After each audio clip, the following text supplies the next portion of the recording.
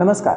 मुंबई उच्च न्यायालयाच्या गोवा खंडपीठाचा एक निकाल आला आणि फोंड्याच्या राजकीय आखाड्यात बाशिंग बांधून मीच आमदार होणार अशा अभिर्वात मिरवणाऱ्यांच्या आशेवर अक्षरशः विरजण पडलं.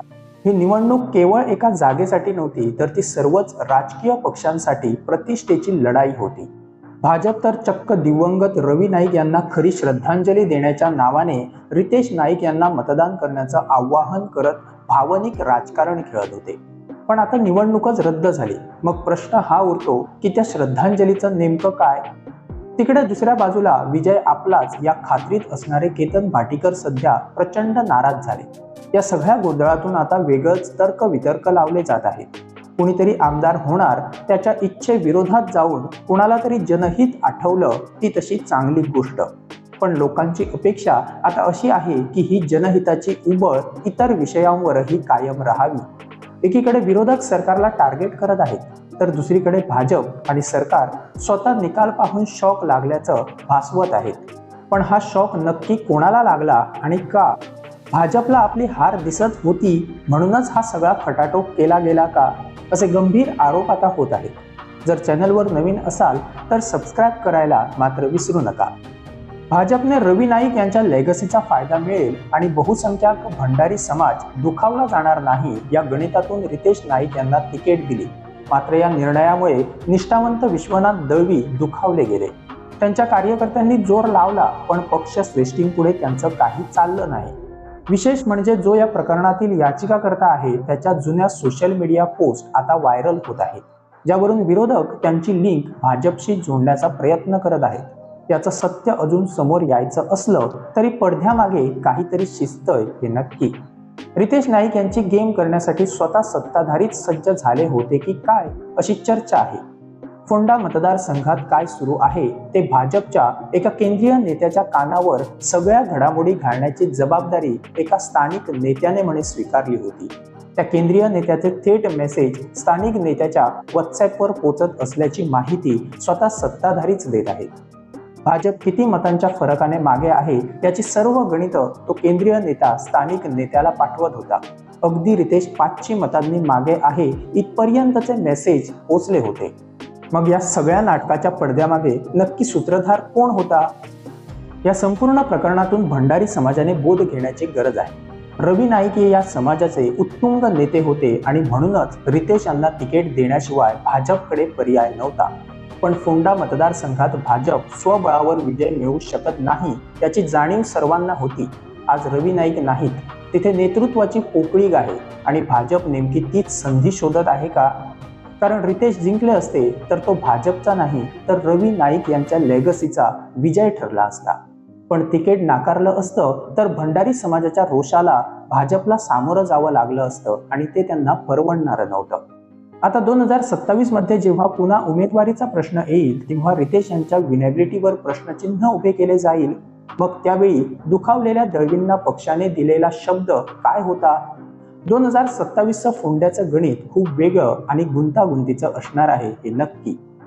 न्यायालयाच्या निकालाचा थेट संबंध कोणत्याही पक्षाला लावता येणार नाही. हे खरं असलं तरी 16 तास आधीच आलेल्या निकालाने सगळी राजकीय समीकरणं उघड केली आहेत. केतन भाटीकर यांचा ग्राफ भाजपच्या पुढे असल्याचे मेसेजेस तोच केंद्रीय नेता स्थानिक नेत्याला पाठवत होता. या निवडणुकीत एक ट्विस्ट असेही होते की एक मोठा केंद्रीय नेता फोंड्याच्या सभेसाठी येणार होता, पण अचानक तो दौरा रद्द झाला आणि त्याऐवजी महाराष्ट्राचे मुख्यमंत्री देवेंद्र फडणवीस यांना पाचारण करण्यात आलं. हा बदल कशासाठी आणि का? की पराभवाची चाहूल लागल्यामुळे मोठ्या नेत्यांना लांब ठेवण्यात आलं? दुसरीकडे सुदीन ढवळीकर केवळ मंत्रिपदासाठी भाजपसोबत असल्याची चर्चा फोंड्यात सुरू होती. जर त्यांनी गेम केली असती तर चित्र वेगळं असतं.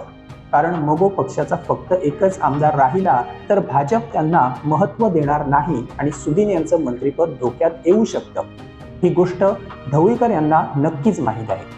केतन भाटीकर हे सुदीन यांच्या जवळचे मानले जातात.